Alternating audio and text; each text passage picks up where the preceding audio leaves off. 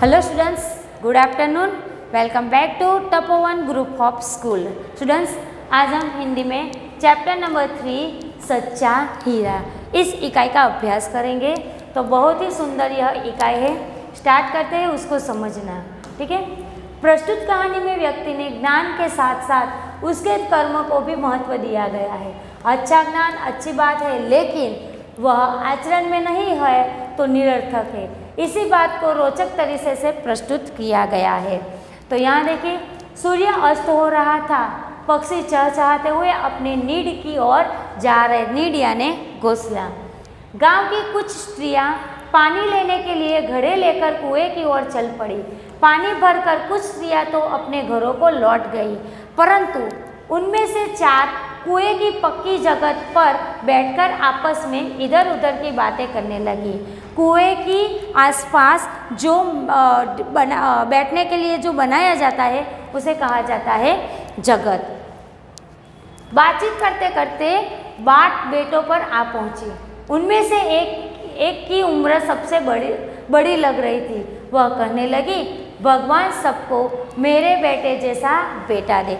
4 स्त्रियां थी, वो वहाँ पे बैठकर बातें करने लगी। मैं पिक्चर में भी आपको बता रही हूँ, देखिए यहाँ पे, ठीक है। तो यहाँ कुएं की आसपास जो ये बैठने की जगह बना रहा है उसको जगत कहते हैं। तो चारों स्त्रियाँ आपस में बात करती है।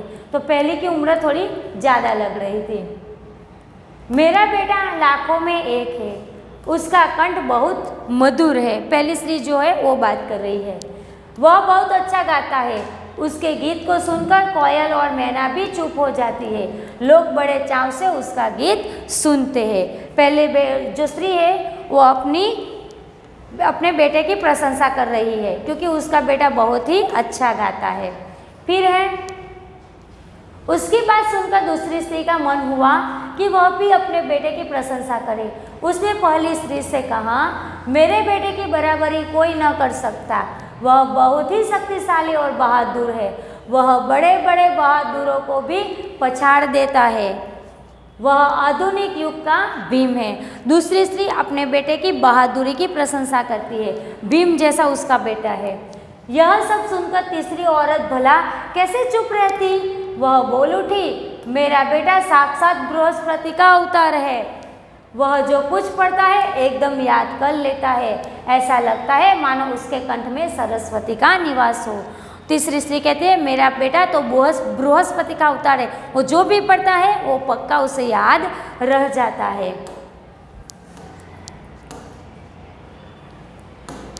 तीनों औरतों की बातें सुनकर चौथी स्त्री चुपचाप बैठी रही। उसने अपने बेटे के बारे में कुछ न कहा। पहली ने उसे टोकते हुए कहा, क्यों बहन, तुम क्यों चुप हो? तुम भी तो अपने बेटे के बारे में कुछ बताओ। चौथी स्त्री ने बड़े ही सहज भाव से कहा, मैं अपने बेटे की क्या प्रशंसा करूं? वह न तो गंधर्व सा गायक है, न भीम जैसा बलवान और न बृहस्पति सा बुद्धिमान। ठीक है। कुछ समय बाद जब वे घड़े सिर पर रख कर लौटने लगी, तभी किसी गीत मधुर स्वर सुनाई पड़ा। सुनकर पहली स्त्री बोली, सुनो, मेरा हीरा गा रहा है। तुम लोगों ने सुना उसका कंठ कितना मधुर है। वह लड़का गीत गाता हुआ उसी रास्ते से निकल गया। उस लड़के ने क्या किया, वो चारों स्त्रियां अपने सिर पर पानी भरा हुआ घड़ा लेके जा रही है। तब पहली स्त्री का बेटा आता है, लेकिन वही रास्ते से वो अपनी माँ को देखता भी नहीं है और चला जाता है। उसने अपनी माँ की ओर कोई ध्यान नहीं दिया। इतने में दूसरी स्त्री का बेटा उधर से आता दिखाई दिया। दूसरी स्त्री उसे देखकर गर्व से बोली, देखो, वह मेरा लाडला बेटा आ रहा है। शक्ति और सामर्थ्य में उसकी बराबरी कोई न कर सकता। वह यह कह ही रही थी कि उसका बेटा भी उसकी ओर ध्यान दिए बिना ही निकल गया।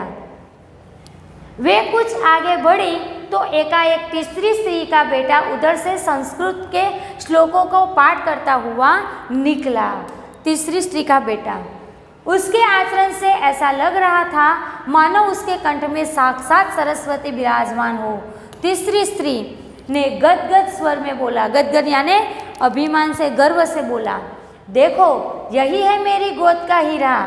उसे कौन बृहस्पति का अवतार नहीं कहेगा, परंतु उसका बेटा भी माँ की ओर देखे बिना आगे बढ़ गया।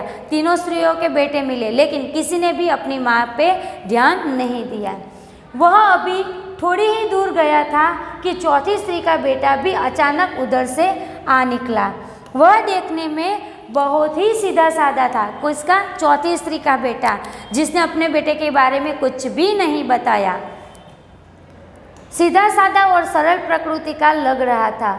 उसे देखकर चौथी स्त्री ने कहा, बहन यही मेरा लाल है। और चौथी स्त्री ने सभी स्त्रियों से कहा कि बहन देखिए यही मेरा लाल है, यानी कि यही मेरा बेटा है।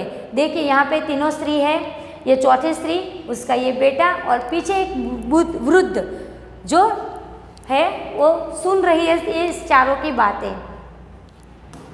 चौथी स्त्री उसके बारे में बता ही रही थी कि उसका बेटा पास आ पहुंचा।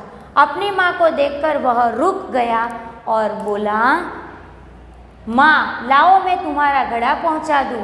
मना करने पर भी उसने माँ के सिर से पानी से भरा घड़ा उठाकर अपने सिर पर रखा और घर की ओर चल पड़ा। यहाँ देखिए तीनों लड़के बहुत शक्तिशाली गायक थे, बहुत दूर थे, उसको याद रहता, लेकिन चौथी स्त्री का बेटा उसने अपनी माँ के सिर पे जो पानी का भरा हुआ घड़ा बाहर वाला था वो देखा और अपनी माँ के सिर पर से घड़ा ले लिया और घर की ओर चला गया।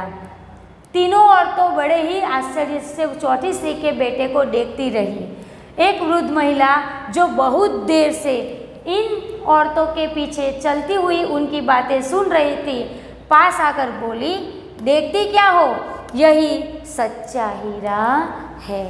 तो चौथी स्त्री ने जो चौथी स्त्री का जो बेटा है वही सच्चा हीरा है, क्योंकि जो कुदरत से मिली जो शक्तियाँ है वो तो सर्वश्रेष्ठ है, लेकिन जब हमारे संस्कार में सर्वश्रेष्ठता आती है ना, वो सच्चा हीरा सच्चा होता है।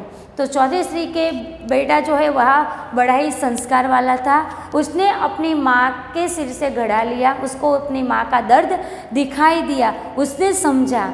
इसीलिए सच्चा हीरा कौन हो सकता है? जो चौथी स्त्री का बेटा है वो। तो यहाँ पे देखिए, आज मैं आपको होमवर्क में ये जो शब्दार्थ है वो आपको 1 टाइम लिखना है, ठीक है। फिर मुहावरे का अर्थ ये भी आपको 1 टाइम अपनी नोट में लिखकर हर एक मुहावरे का अर्थ लिखना है और मुहावरे का वाक्य में प्रयोग करना वो आपको लिखना है। तो स्टूडेंट, मैं आपसे इतना ही कहना चाहूँगी कि आप अपने जीवन में अच्छे बने, अपने माँ बाप की हेल्प करें, उनको समझें और अपने माँ बाप का नाम रोशन करें। ठीक है स्टूडेंट्स, थैंक यू।